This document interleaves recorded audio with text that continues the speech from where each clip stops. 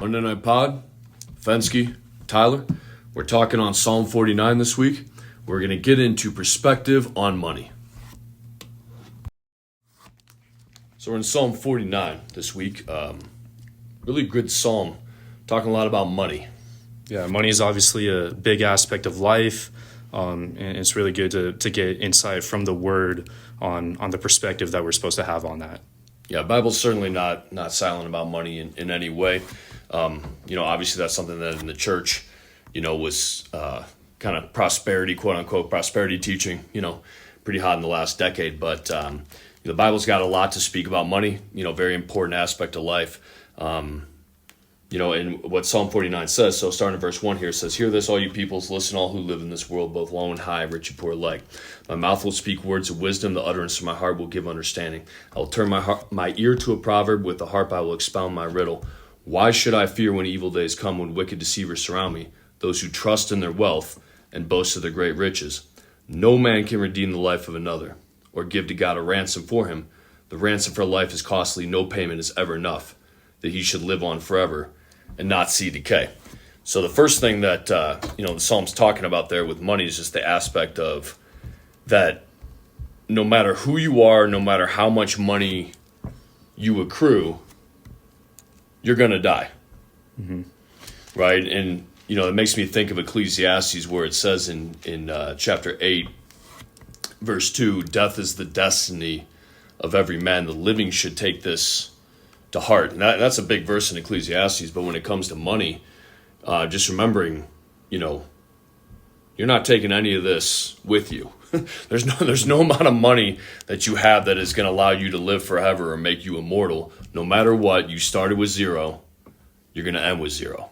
Mm-hmm. And one of the interesting aspects, I think, just in modern society, whether it be, through social media or just culture, your day to day, is we think we've gotten so advanced to where we can outlive or we can spend enough to just keep life going. And the Bible's very clear about that. We know we're going to die. It doesn't matter how much money you have. It doesn't matter how advanced technology gets, whatever medicine advances to, we're going to die. And I like the verse where it just says, teach us to number our days. And I think there's a lot of wisdom in that. If you're a believer, you know that this isn't the life that matters. Whatever days God gives you, no matter what he gives you, what talents, what resources, whatever, teach us to number our days and make the most out of them. That way we're prepared for when it really matters in eternity.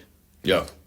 And that's exactly the perspective that, the word takes towards money, where when it's saying that, no payment is ever enough, that you should live on forever and not see decay, it's already telling you to have, more of an eternal perspective towards money. Like just everything that the Bible calls us to in terms of just perspective. When you talk about wisdom, and a good definition of wisdom is being able to think with the mind of God. You're basically you're taking your mind off of earthly matters, and you're putting it more into, okay, how does this matter in terms of eternity? What is the value beyond this current life that we're in? Whereas you say, teach us to number our days aright, that we may gain a heart of wisdom. That same Psalm 90, where it talks about 70 years, 80 if we have the strength. So nothing has changed. No amount of technology, medical advancement has changed. You're still living about 72, 74 years on average. That's what you're pinned at. And some people obviously going longer. Genesis 6, 120 years, right? Those are your outliers. But the vast majority of people are right in that 70 to 80 years, no matter how much money you accrue. Right? And in verse 10 it says, "For all can see that wise men die. The foolish and the senseless alike perish and leave their wealth to others. Their tombs will remain their houses forever, their dwellings for endless generations, though they had named lands after themselves." So even if you've had accomplishments here on earth, and your name makes it into the Encyclopedia Britannica, you're still going to die. And you're still leaving with $0, right? It says, "But man, despite his riches, does not endure. He is like the beasts that perish." So money, it's important to frame. The Bible's not saying that money is bad. To the contrary of that, Ecclesiastes 7:12, it says that money is a shelter. Yeah, it could be it could provide you things. It could provide homes. It could be the answer to things, like Ecclesiastes says. If you have an issue, a problem, a health crisis, a legal issue, many different things, you throw money at it, it can resolve a lot. And the Bible pulls no punches on the reality of that. So. Yeah, and just like it says in chapter 10 then of Ecclesiastes 19, money's the answer for everything. And that's like you're saying, car needs a fix, house needs fixes, but even more opportunity, more education. Money is the answer for everything, like it says. So it's the Bible is not saying that money is bad, and a lot of people conflate, because the Bible does say that the love of money is a root of all kinds of evil, right? But it's not saying money in and of itself. And that's what we really want to pivot into here, is where it says in 1 Timothy verse 6, reiterating what we just read. It says in verse 7, "For we brought nothing into the world, and we can take nothing out of it. But if we have food and clothing, we will be content with that." People who want to get rich fall into temptation and trap, and in many foolish and harmful desires that plunge men into ruin and destruction. For the love of money is a root of all kinds of evil. Some people eager for money have wandered from the faith and pierced themselves with many griefs. So there you have it, where it's the root of all kinds of evil is the love of money. And that's really the trap that you get into, because as Ecclesiastes says in chapter 5, verse 10, that's really the distinction, because it says whoever loves money never has money enough. Whoever loves wealth is never satisfied with his income. Whoever loves money never has money enough.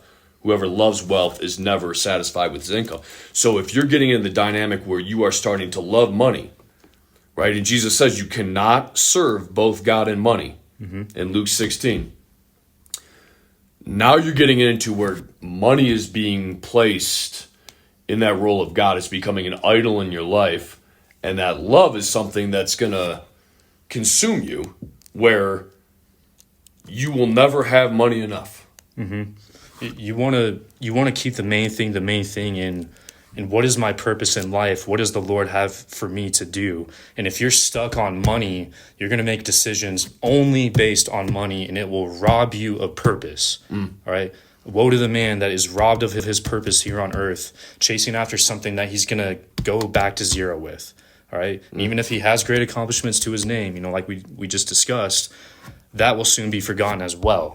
Right. So when it comes to money, it's like, okay, how do I use money? How do I use what the Lord gave me? What skills do I have that I can compound on, that I can hone, that I can bless the Lord with, to where if that provides value to people, the money follows. That's just the cherry on top.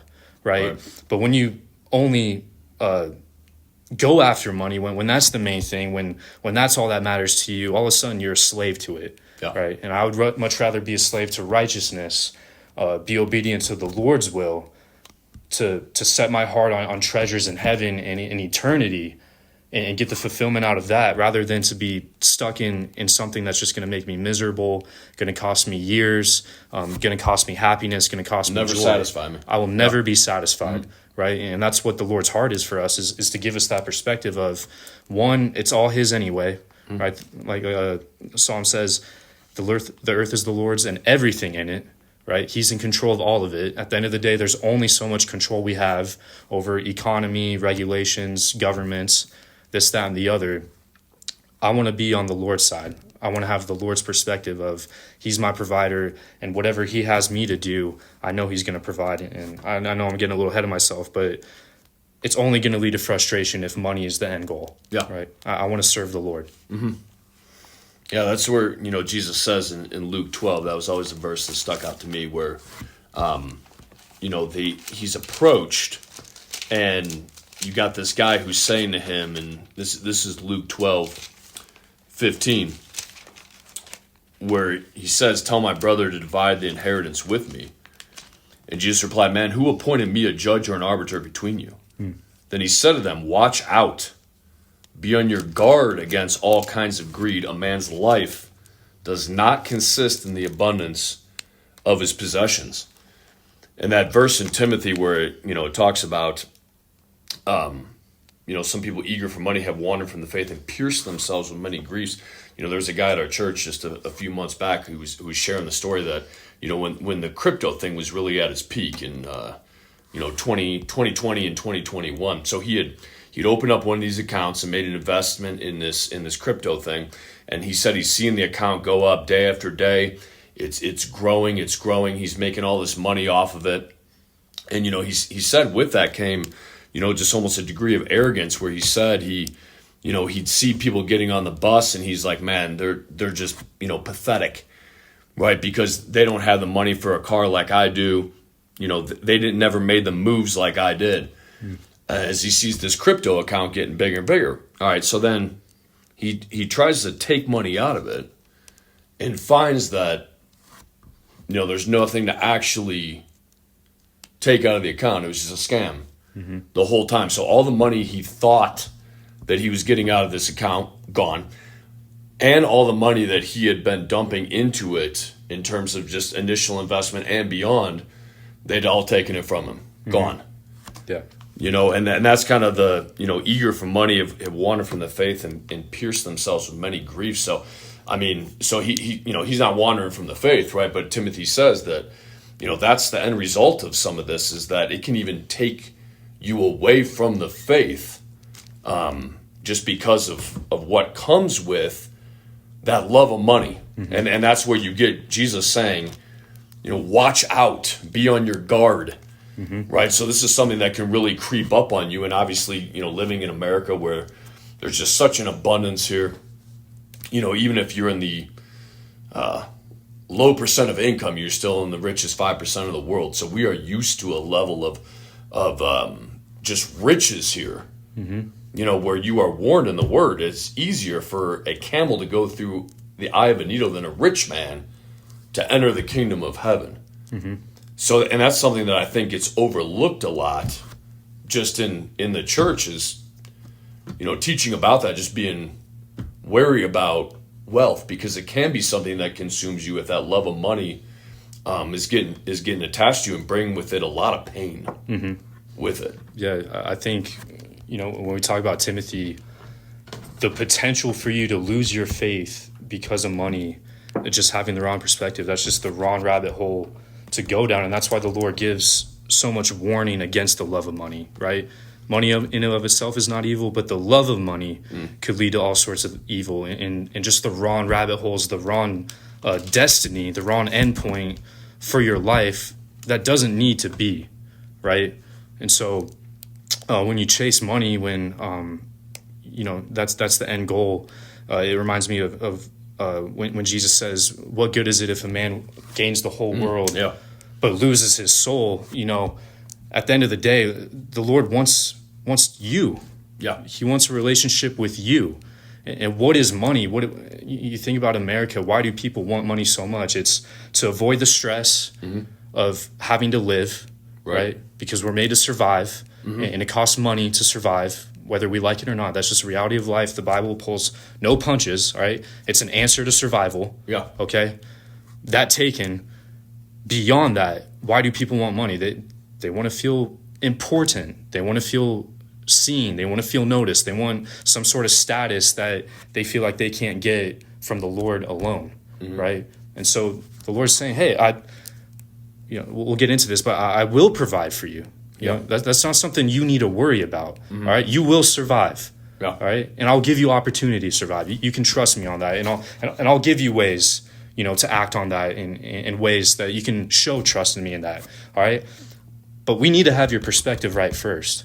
All right, and if your perspective is I just want to be seen, I want to be heard, I want to be known, I want to flex on people, there's all sorts of pain and frustration. And ultimately, at the end, the worst thing, if you lose your faith, if you lose your soul over it, what a petty thing, for 70, 80 years, if you have the strength to lose your soul over when, like Ecclesiastes said, we're going to zero anyways. Yeah.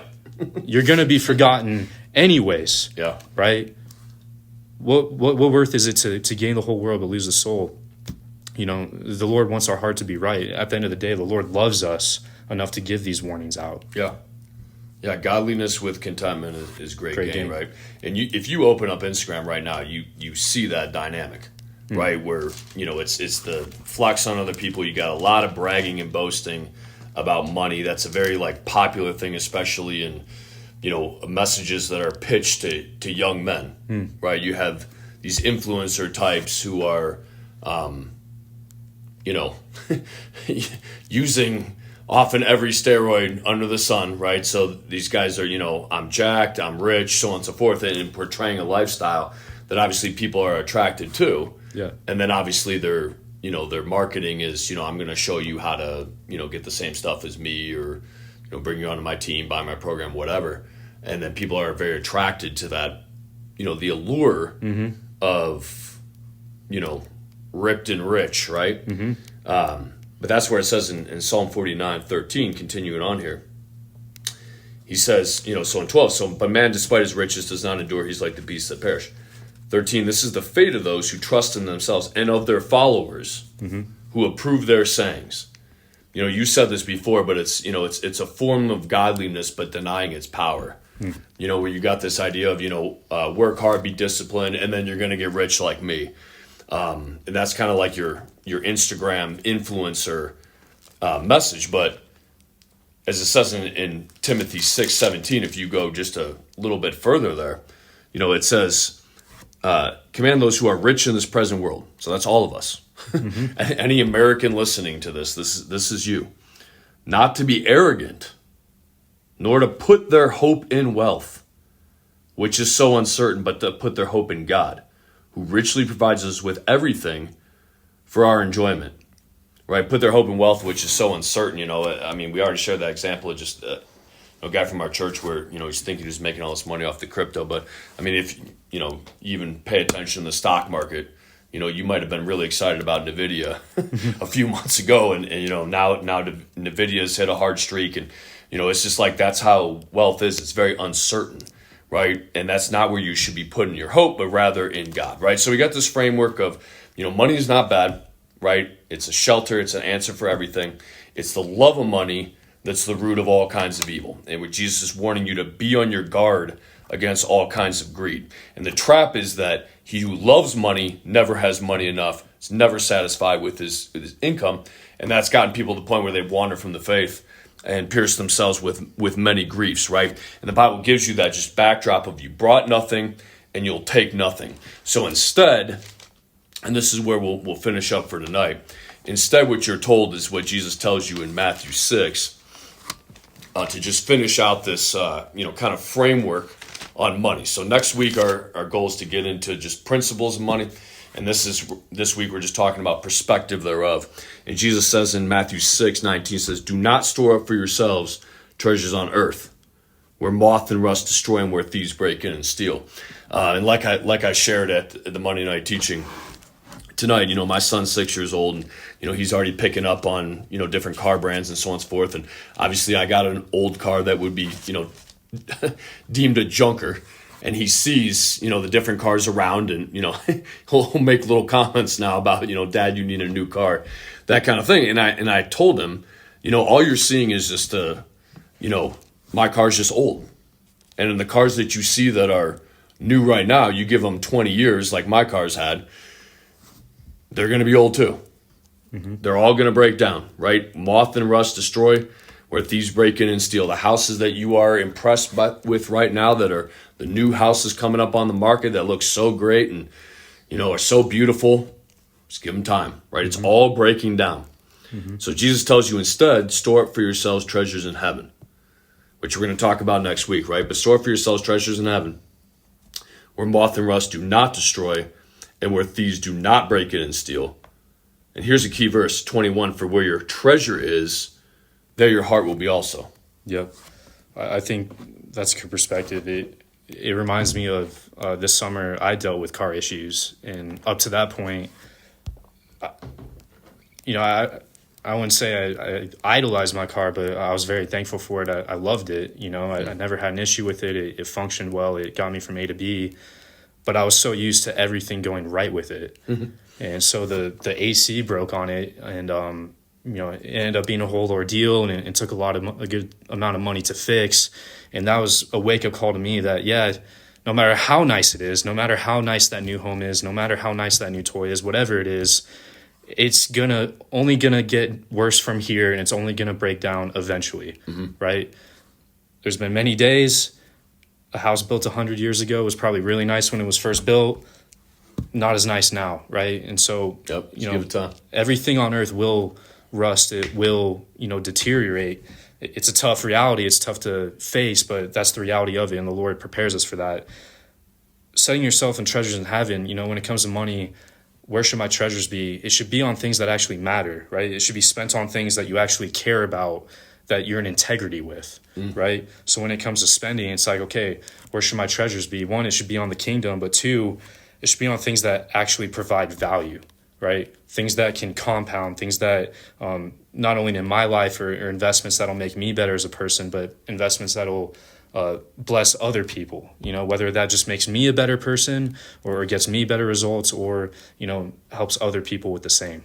Yeah, because, you see that where the Lord says where your treasure is, there your heart will be also. Yeah. So there's this relationship between how you spend and even your emotions. Yeah. Right? How you spend it is tying you to that.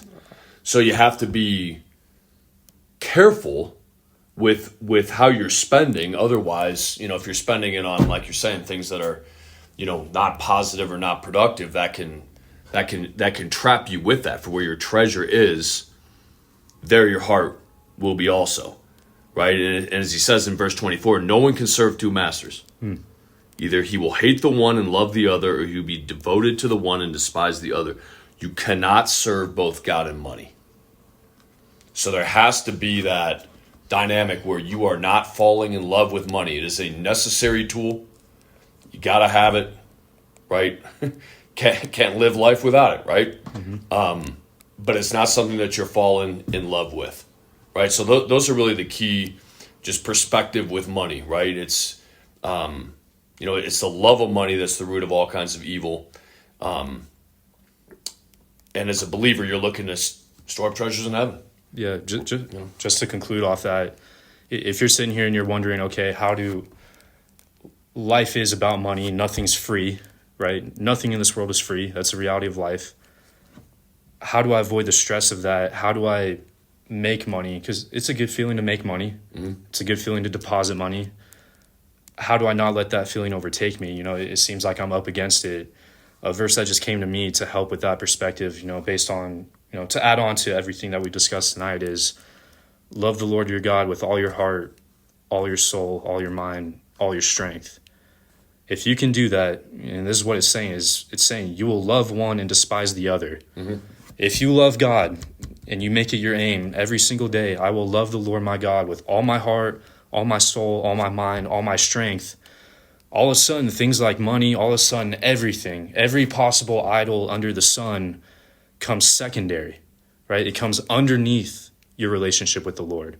And that's the best place to be. That's exactly where he wants you. And from there, you can handle things well, not just money, but everything in your life. And that's one of the great things about the word is there's so much to life and there's so much to master about life, but the Lord just doesn't let us hang out to dry. He's here to give us wisdom on these things. So just in conclusion, if you feel that pull of, money's at my heart, money's on my mind, I'm feeling consumed by it.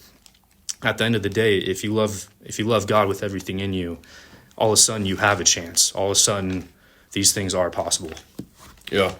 And honestly, for me, the thing that's the most freeing for me with money is just, and you see that in 1 Timothy 6:7. You see it in Ecclesiastes 5:15. Naked a man comes from his mother's womb.